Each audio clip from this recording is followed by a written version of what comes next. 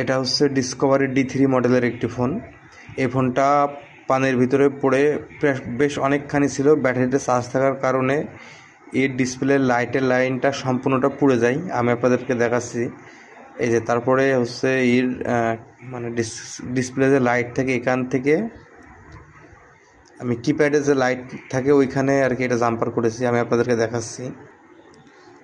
এই যে ওখান থেকে মানে ডিসপ্লে লাইট থেকে তার এনে যে কিপ্যাডের যে লাইট থাকে এটা এখানে দিয়ে কমপ্লিট করা হয়েছে। এখানে এখন এটা ডিসপ্লেতে লাইট আসছে। আর এই যে কিপ্যাড ফোনের লাইট সেকশনটা সম্পূর্ণটাই থাকে হচ্ছে এই যে এইখানে। এই যে আপনারা মনে দেখতে পাচ্ছেন কিনা আমি বুঝতে পারছি না সঠিকভাবে। এই যে এখানে সম্পূর্ণ এটা পুড়ে গিয়েছে। মানে এটা এমনভাবে পুড়ে লাইনটা এখান থেকে মিসিং হয়েছে যে এখান থেকে জাম্পার করা সম্ভব না।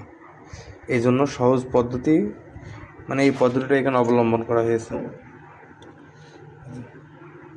লাইট এবং গ্রাফিক্স সবই ঠিক আছে। তো আপনারা এইভাবে কিন্তু কিপ্যাড ফোনগুলো ঠিক করতে পারেন। ভিডিওটি ভালো লাগলে অবশ্যই একটা লাইক দিয়ে যাবেন। আসসালামু আলাইকুম।